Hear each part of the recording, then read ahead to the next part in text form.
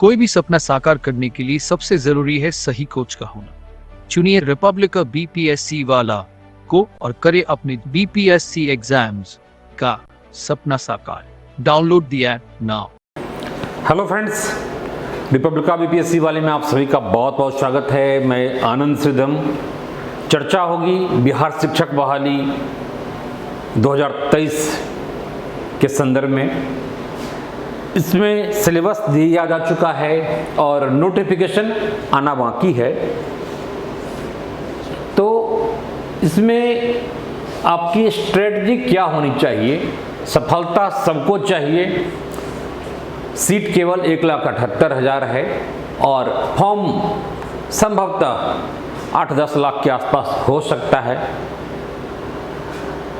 जो भी हो, लेकिन उसके तुलना में फॉर्म तो काफ़ी ज़्यादा गिरेगा, ये बात तो तय है।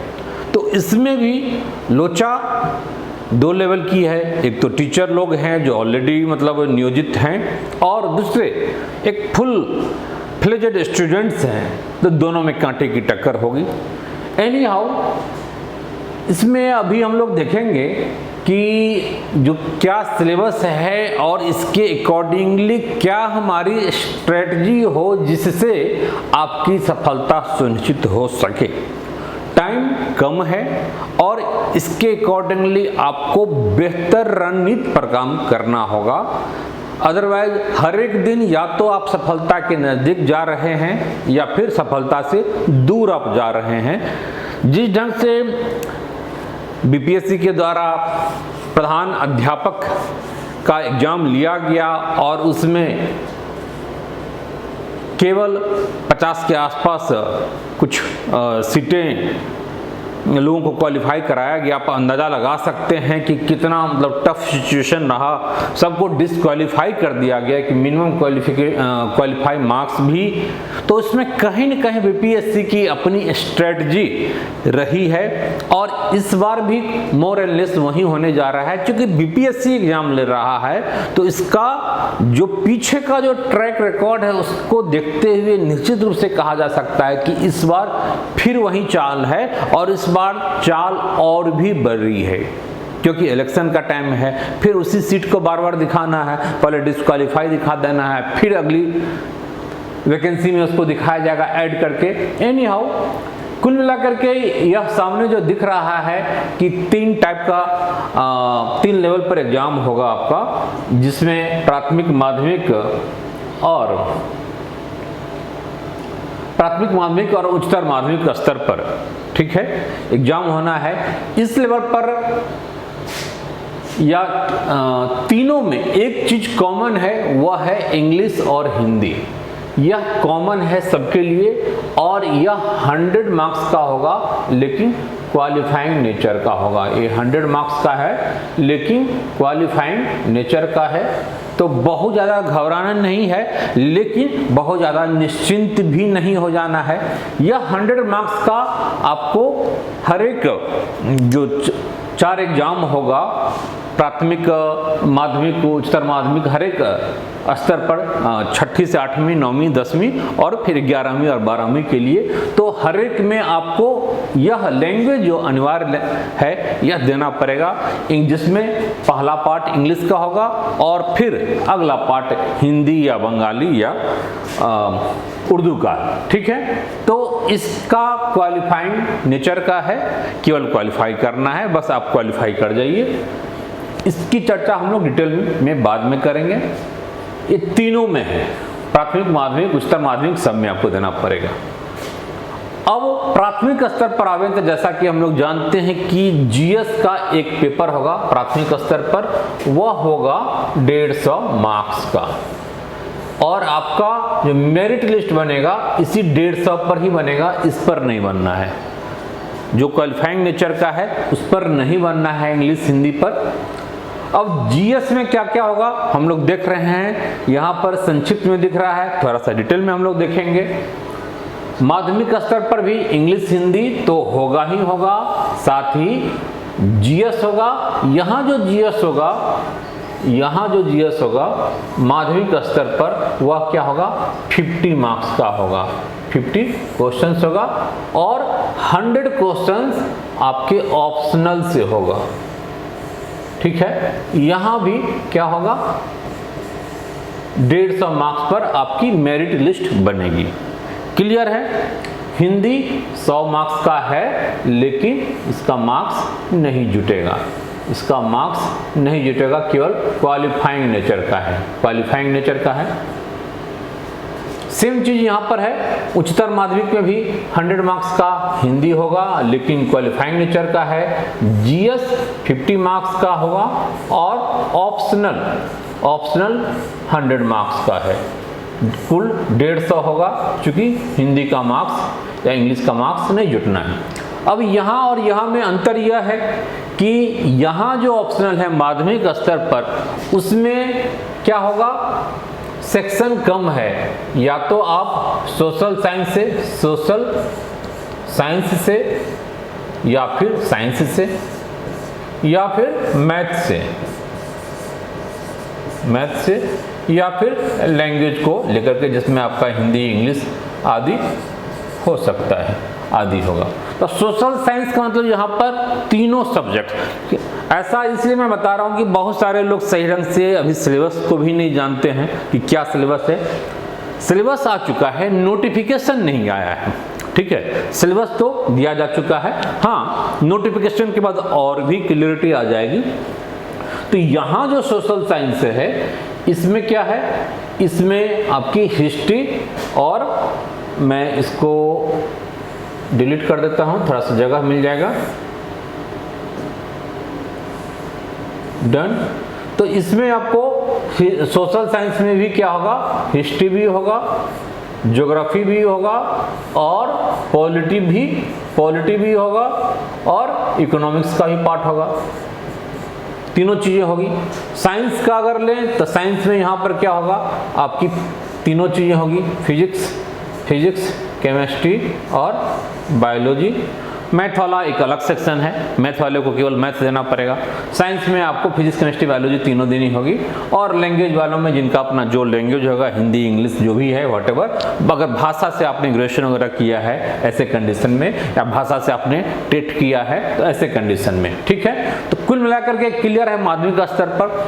उच्चतर माध्यमिक स्तर पर क्या है कि यहाँ पर चीजें इतनी सिंपल नहीं है। यहाँ पर social science as a integrated format में नहीं है, यहाँ पर है अलग अलग। यानी अगर आपकी ग्रेजुएशन पीजी हिस्ट्री में है तो हिस्ट्री एक अलग सब्जेक्ट होगा, ज्योग्राफी एक अलग सब्जेक्ट होगा, पॉलिटी एक अलग सब्जेक्ट के रूप में होगा, और वहां से 100 क्वेश्चन पूछा जाएगा। यहाँ पर 100 क्वेश्चंस का मतलब यह हुआ कि सोशल साइंस जो एसएसटी के रूप में हम लोग जानते हैं, उसमें हिस्ट्री से भी क्वेश्चन, ज्योग्राफी से भी क्वेश्चन, पॉलिटी से भी क्वेश्चन और इकोनॉमिक्स से भी क्वेश्चन, चारों पार्ट से मिला करके क्वेश्चन होगा। लेकिन यहाँ पर उच्चतर माध्यमिक स्तर पर अगर आपका हिस्ट्री है तो केवल हिस्ट्री से ही 100 क्वेश्चन होगा। अगर ज्योग्राफी आप ऑप्ट करते हैं तो ज्योग्राफी से ही 100 क्वेश्चन होगा। मान लेते हैं अगर आपने फिजिक्स से किया या केमिस्ट्री से किया या बायोलॉजी से किया, तो यहाँ पर फिजिक्स से ही 100 क्वेश्चंस, बायोलॉजी से 100 क्वेश्चंस। समझ में आ रहा है? यह पार्ट है। और जीएस तो 50 मार्क्स का होगा ही सेक्शन पार्ट 2 में, पेपर 2 के पार्ट 2 में। पार्ट 1 में आपका ये होगा, आपका अपना ओन सब्जेक्ट्स होगा, और पार्ट 2 में 50 मार्क्स का जीएस होगा। इसमें भी सेम चीजें हैं जो पार्ट 2 के रूप में 50 मार्क्स का होगा। तो ये मोटा मोटी आपकी ऑप्शनल के बारे में हो गई माध्यमिक स्तर और उच्चतर माध्यमिक स्तर पर। अब रही बातें, ये इस पर हम लोग आ जाएं, जीएस जो सब में है, प्राथमिक वालों को 150 मार्क्स का जीएस देना पड़ेगा। ठीक है, इनको माध्यमिक वालों को 50 और उच्चतर माध्यमिक को 50। अब असली कॉम्प्लिकेशन जीएस में है। बहुत सारे लोग ऐसे भी होंगे जो प्राथमिक स्तर पर भी देंगे, माध्यमिक स्तर पर भी देंगे, उच्चतर माध्यमिक स्तर पर भी देंगे। तो कुल मिलाकर के आप देखिए 250 मार्क्स इधर, 250 मार्क्स इधर, 250 मार्क्स इधर।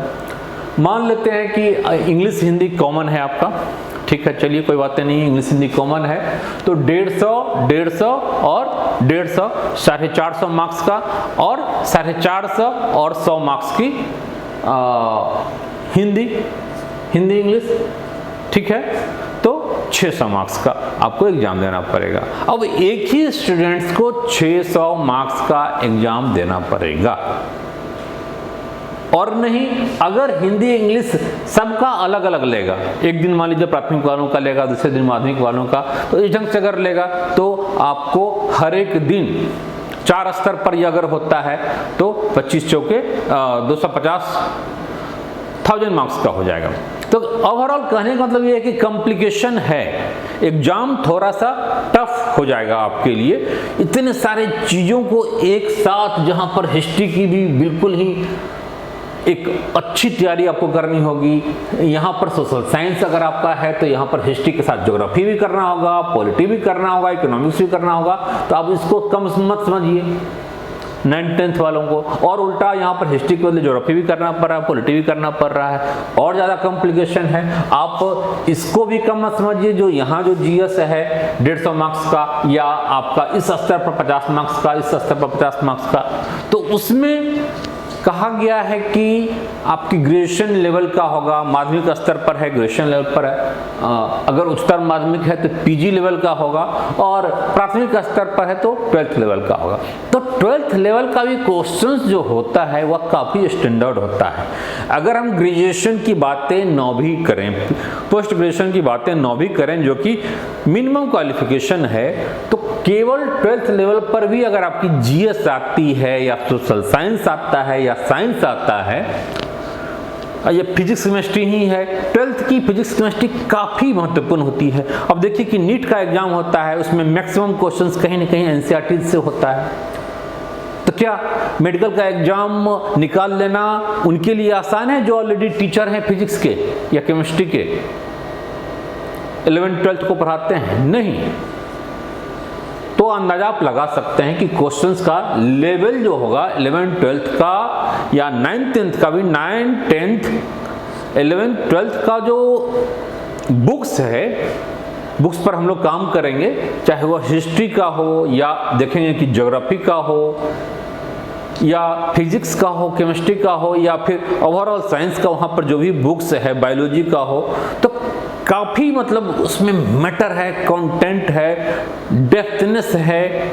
आप समझिए कि उसको पढ़ने से आदमी इंजीनियरिंग पास कर जाता है, उसको पढ़ करके आईआईटी निकाल लेता है, तो उस लेवल की कहीं न कहीं आपकी एटलीस्ट तो होनी ही चाहिए, प्राथमिक स्तर पर भी है। हालांकि ठीक है, आपकी मैक्सिमम क्वेश्चंस उस लेवल का नहीं होगा जीएस का, स्पेशली प्राथमिक स्तर पर। अच्छा चलिए थोड़ा सा डिटेल में हम लोग चलते हैं। तो यहाँ पर हिस्ट्री है जीएस में, और यही जीएस यहाँ पर 150 मार्क्स के रूप में, यहाँ पर 50 मार्क्स के रूप में, और यहाँ भी 50 मार्क्स के रूप में रहेगा। तो सिलेबस सेम है जीएस का, हिस्ट्री होगी, ज्योग्राफी होगी, पॉलिटी होगी, और इकोनॉमिक्स का पार्ट, ये आपका सोशल साइंस का पार्ट है, और ये साइंस का पार्ट है। तो साइंस में आपकी तीनों चीज़ें होगी, फिजिक्स भी, केमिस्ट्री भी, और बायोलॉजी भी, पीसीबी, ईवीएस एनवायरमेंटल साइंस भी, वहाँ से क्वेश्चंस होता है, हो सकता है, होगा, ठीक है। तो इसका भी इम्पोर्टेंस है, चाहे क्वेश्चंस 2-4 ही सही, लेकिन होगा क्वेश्चंस। जो जनरल अवेयरनेस है एक काफ़ी इम्पोर्टेंट है, और इसका दायरा काफ़ी व्यापक है। जनरल अवेयरनेस सामान्य अवेयरनेस जो जागरूकता जो होती है वह काफ़ी महत्वपूर्ण है। इसमें आपका क्या है, करंट भी आ जाता है। करंट, अब करंट की चर्चा अलग से नहीं है, करंट की चर्चा अलग से नहीं है, इसमें बिहार स्पेशल भी आ जाएगा, बिहार स्पेशल भी आ जाएगा, इसमें जीके भी आ जाएगा, जनरल नॉलेज। अब जनरल नॉलेज में हम लोग जैसे पढ़ते थे कि किस देश की राजधानी कहाँ है, कौन सा दिवस कब मनाया जाता है, किस कंट्री का क्वाइन क्या है, पार्लियामेंट क्या है ना, आदि इस टाइप की जो चीज़ें होती है जनरल नॉलेज, सामान्य ज्ञान। थोड़ा सा अंतर होता है हर चीज में, जीए, जीएस और जीके तीनों में अंतर है, ठीक है। डिटेल में जाने की आवश्यकता नहीं है। जो जीएस होता है जनरल स्टडीज होता है, उसमें सब्जेक्ट से संबंधित चीजें होती है, फोकस ज्यादा होता है। जनरल अवेयरनेस है, एक समान जागरूकता की चीजें हैं। और जीके जो होती है जनरल नॉलेज, जिसको कहते हैं सामान्य ज्ञान। हालांकि जनरल अवेयरनेस और जीके मोरलेस सेम है, बट जीएस में थोड़ी सी डेप्थनेस की आवश्यकता है। यूपीएससी के सिलेबस में जीएस होता है, वहाँ जीएस पर फोकस होता है। तो आपको तो जीएस पढ़ना ही है, लेकिन जीके भी पढ़ना है, जीए भी पढ़ना है, जनरल अवेयरनेस भी पढ़ना है। एक सामान्य जागरूक व्यक्ति से, एक समान ग्रेजुएट व्यक्ति से इतनी अपेक्षा की जाती है। एक मिनिमम, चाहे वो सोशल साइंस हो या साइंस हो, उसकी रिक्वायरमेंट यहाँ पर होती है, उतना आपको जानना चाहिए। ठीक है, चलिए, तो यह जो पार्ट है काफी महत्वपूर्ण है। करंट का भी क्वेश्चन होगा, बिहार स्पेशल का भी होगा, जीके का भी होगा, ये सारी चीजें यहाँ पर होगी। बजट भी होगा, इकोनॉमिक सर्वे भी होगा। अब ये मत कहना कि सिलेबस में तो इकोनॉमिक सर्वे डाला ही नहीं था, बजट डाला ही नहीं था, इस सिलेबस के बियॉन्ड आ गया। नहीं, सिलेबस ऐसे ही डाला जाता है, उसमें क्लियर नहीं होता है कि हाँ हम बजट से भी प्रश्न पूछेंगे, या फिर इकोनॉमिक सर्वे से भी प्रश्न पूछेंगे, या करंट से भी प्रश्न पूछेंगे, बिहार के करंट से भी प्रश्न पूछेंगे। नहीं, इतनी क्लियरिटी नहीं होती है। दूसरी बातें हैं कि यह भले कहा जाता हो कि प्राथमिक स्तर पर पहली से लेकर के 8वीं तक का क्वेश्चन का लेवल होगा, या फिर जो सिलेबस है उससे प्रश्न होगा। कहने की बातें हैं, जब एक्चुअल में होता क्या है, जब प्रश्न बनाया जाता है, जो क्वेश्चन सेटर होता है, तो समझिए कि सारी सीमाओं को भूल जाता है, वो चैप्टर को देख करके बहुत ज़्यादा नहीं बनाता है। हाँ, हालांकि एक बात इंपॉर्टेंट है, क्वेश्चंस बनाने में एनसीईआरटी का महत्वपूर्ण रोल होता है। जो यहाँ पर है तो बिहार बोर्ड की जो बुक्स होगी वह भी महत्वपूर्ण भूमिका होगी, लेकिन उतने ही तक सीमित रहेगा, उसी बाउंड्री में बना सकता है ऐसा नहीं है, उसी बुक से बनाएगा ऐसा नहीं है। क्यों? उसमें जीके भी है, जीए जनरल अवेयरनेस भी है। अब तुमको जहां रखना है रखो, तुम इस कैटेगरी में रखो या इस कैटेगरी में रखो, यहाँ नहीं आएगा तो यहाँ तो आ ही जाएगा। तो सिलेबस के बियॉन्ड नहीं कह सकते, क्योंकि जो जीएस का जो सिलेबस है या जीके का, जीए का, कह सकते हैं कि एवरीथिंग अंडर द सन। वहाँ पर अगर 2-3 क्वेश्चन कंप्यूटर का पूछ दे तो क्या मतलब मास्टर्स की बातें हैं। क्यों भाई? जनरल अवेयरनेस है। जनरल अवेयरनेस यानी हर एक पढ़े लिखे व्यक्ति से, जागरूक व्यक्ति से इस बात की अपेक्षा की जाती है। तो आप इसके अगेंस्ट में कोर्ट में नहीं जा सकते कि सिलेबस के बियॉन्ड प्रश्न पूछ दिया, सिलेबस तो ए दिया था, ओ दिया था। देखिए, अगर आपकी तैयारी अच्छी है, अगर सफल होना है तो तैयारी अच्छी रखनी होगी, और तैयारी अच्छी रखने के लिए कोई शॉर्टकट मेथड नहीं है ना, कोई शॉर्ट ट्रिक नहीं है। मतलब एटलीस्ट यहाँ तो बिल्कुल ही नहीं, बीपीएससी के एग्जाम्स में बिल्कुल ही जहाँ पर सरकार खार खा चुकी है कि नहीं, ये नियोजित टीचर को या फिर स्टूडेंट्स लोगों को, मैक्सिमम लोगों को, हम बहुत सारे लोगों को हम तो डिस्क्वालीफाई पहले ही कर देंगे, यह भी पॉसिबल है। जो कि प्रधान अध्यापक में ये तो आश्चर्यजनक बातें हैं कि इतना मतलब उलटफेर वाला रिजल्ट कैसे हो सकता है। बिल्कुल ही कहीं न कहीं इंटेंशनल है, वो चाहता ही नहीं था कि आप प्रधान अध्यापक बने। तो हो सकता है इसमें प्राथमिक वाले में मैथ और रीजनिंग से भी 10 क्वेश्चन रहे, हो क्या सकता है, रहेगा ही रहेगा। मैथ का जो क्वेश्चन होगा वो बेसिक मैथ होगा, जिसमें अरिथमेटिक का पार्ट हम लोग नंबर सिस्टम पढ़ते हैं, एवरेज परसेंटेज है, इंटरेस्ट है, टाइम एंड स्पीड है। तो ये सारी जो चीज़ें हम लोग पढ़ते हैं अरिथमेटिक में, वो सारी चीज़ें ही यहाँ पर रहेगी। तो बहुत ज़्यादा उसमें वरी होने की आवश्यकता नहीं होगी। और रीजनिंग में आप मोस्टली आप मान के चलिए कि वर्बल रीजनिंग होगा। तो ये मोटा मोटी आपकी जीएस की सिलेबस हो गई। यही जीएस की सिलेबस आपकी वहाँ पर प्राथमिक वाले में 150 मार्क्स का है, तो यहाँ पर 50 मार्क्स का है, तो उच्चतर माध्यमिक में भी 50 मार्क्स का है। तो ये मोटा मोटी सिलेबस का डिस्कशन हो गया। अब इसके आधार पर आपको रणनीति बनानी है। अब हिस्ट्री केवल कह देने से तो होगा नहीं। अब हिस्ट्री में क्या क्या है, अभी हिस्ट्री में वो सारी चीज़ें हैं। एंशिएंट हिस्ट्री भी है, एंशिएंट हिस्ट्री भी है, इसमें मेडिवल भी है, मॉडर्न भी है। मॉडर्न पर विशेष रूप से जोर दिया गया है, जहाँ पर इंडियन नेशनल मूवमेंट की यानी भारतीय राष्ट्रीय आंदोलन की विशेष रूप से सिलेबस में जिक्र किया गया है। यानी हिस्ट्री वाले पार्ट में आपकी मैक्सिमम क्वेश्चन भारतीय राष्ट्रीय आंदोलन वाले पार्ट से होगा, आधुनिक भारत वाले पार्ट से होगा। ठीक है। ज्योग्राफी है तो उसमें फिजिकल ज्योग्राफी भी होगा, इंडियन ज्योग्राफी भी होगा, वर्ल्ड ज्योग्राफी भी होगा, कॉन्टिनेंटल ज्योग्राफी भी होगा, ह्यूमन ज्योग्राफी भी होगा। तो ज्योग्राफी में जो भी पार्ट है यहाँ पर आएगा। पॉलिटी है, इसमें इंडियन कॉन्स्टिट्यूशन भी, पार्लियामेंट भी, गवर्नेंस सिस्टम भी, सेंटर स्टेट रिलेशन भी, वो सारी चीज़ें जो पॉलिटी में पूछा जाता है। हाँ, इसके लिए ऐसा नहीं है कि आप बिल्कुल ही किसी ने कह दिया कि एम लक्ष्मीकांत की बुक्स पढ़ो और उसके पीछे मतलब लग गए, पता चला कि मतलब उसी में आपका 15 दिन 20 दिन का टाइम लग गया और उस पर भी कमांड नहीं हुआ। तो ऐसा नहीं करना है। अब भी हम लोग आते हैं उस पर कि आपकी क्या रणनीति वाली पार्ट पर कि उसमें क्या होना चाहिए और उसमें कौन सी बुक्स वगैरह ये होना चाहिए। ठीक है, चलिए हम लोग उसी पार्ट पर आ जाते हैं। तो इसमें किताब और अध्ययन सामग्री में जो इम्पोर्टेंट है वह है कि एनसीईआरटी बुक्स को तो आपको पढ़ना ही पड़ेगा और साथ ही बिहार बोर्ड्स की जो बुक्स हैं ये भी इम्पोर्टेंट है। अब एनसीईआरटी की बुक्स आपकी चौथी 5वीं क्लास से मिलना शुरू हो जाता है। गवर्नमेंट की जो बुक्स है सीबीएसई वाली, सीबीएसई स्कूल घर में चलता है और 6ठी क्लास से तो बिल्कुल ही आपको मिल जाता है, अवेलेबल होने लगता है आसानी से। हालांकि 4th 5th का भी आपको अवेलेबल हो जाएगा। तो एनसीईआरटी बुक्स जरूरी है। 6ठी से 12वीं तक पढ़िए।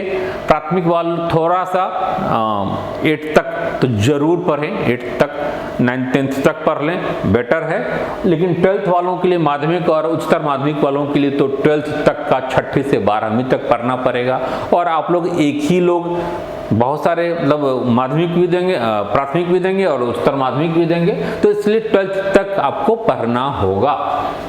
स्टडी मटेरियल्स है तो स्टडी मटेरियल्स में रिपब्लिका के प्लेटफॉर्म पर आपको अवेलेबल करा दिया जाएगा एक समराइज फॉर्मेट में। चूंकि आप एनसीईआरटी को पढ़ना शुरू करेंगे तो इसमें काफ़ी कॉम्प्लिकेशन आएगा। एक तो पढ़ने में काफ़ी टाइम लगेगा, दूसरी बातें हैं कि पढ़ने के बाद रिटेन करने में काफ़ी परेशानी आएगी, उसको मेमोराइज करना है।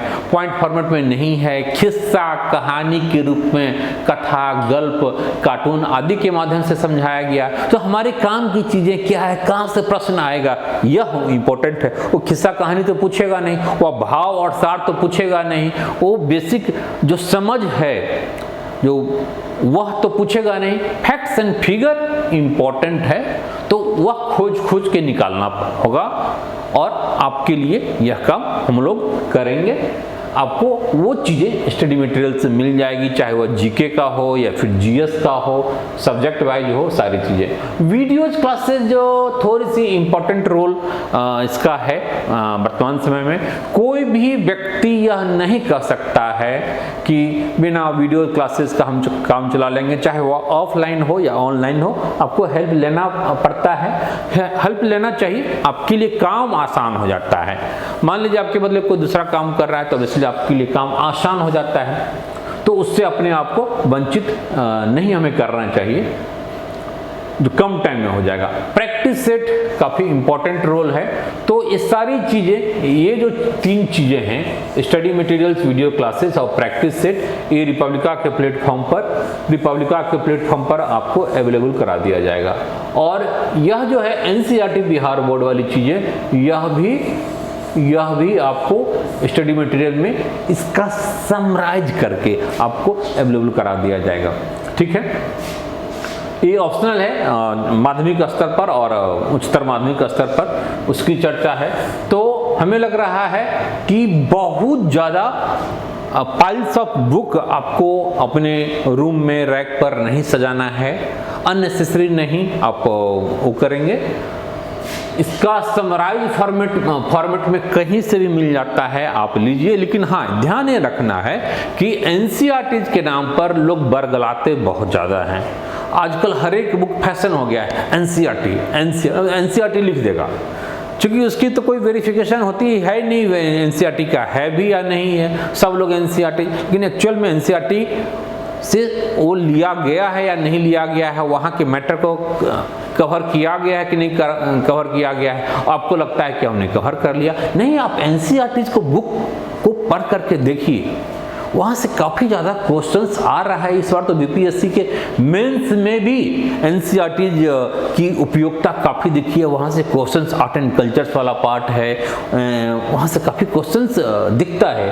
ठीक है, उस पर डिटेल में चर्चा होगी कभी। तो कुल मिला करके इसको, अब इसमें भी है कि क्या क्या बुक्स पढ़ना है अलग अलग। एनसीईआरटी में आपको 6ठी से लेकर 12वीं तक बता ही दिया, बिहार बोर्ड में भी आप इसको फॉलो करेंगे। इसमें बहुत ज़्यादा एक लुसेंट वगैरह, बिना लुसेंट को आपको संतुष्टि नहीं होगी तो लुसेंट आप पढ़ लेंगे, लेकिन डिपेंडेंसी उस पर न रख करके इस पर ज़्यादा फोकस करना है। लुसेंट बाद के टाइम का है, मतलब पढ़ लिया तो ऊपर से, है ना, पढ़ लिया तो ऊपर से रिवीजन के लिए तेजी से। लेकिन ये पता चला कि इसकी शुरुआत ही आप लुसेंट से कर रहे हैं, वो बुक नहीं है, गुटखा है। गुटखा समझते हैं ना, वो एटम बम टाइप का है, फुटा तो फुटा, नहीं तो फुसफुसा गया है। जो बीड़िया फटक्का होता है दिवाली में, हम लोग जो है फुसफुसा जाता है, तो उसी टाइप की, उस पर आप डिपेंडेंट नहीं हो सकते हैं। तो ये महत्वपूर्ण बातें हैं, इसको इसके साथ आपको जाना ही पड़ेगा।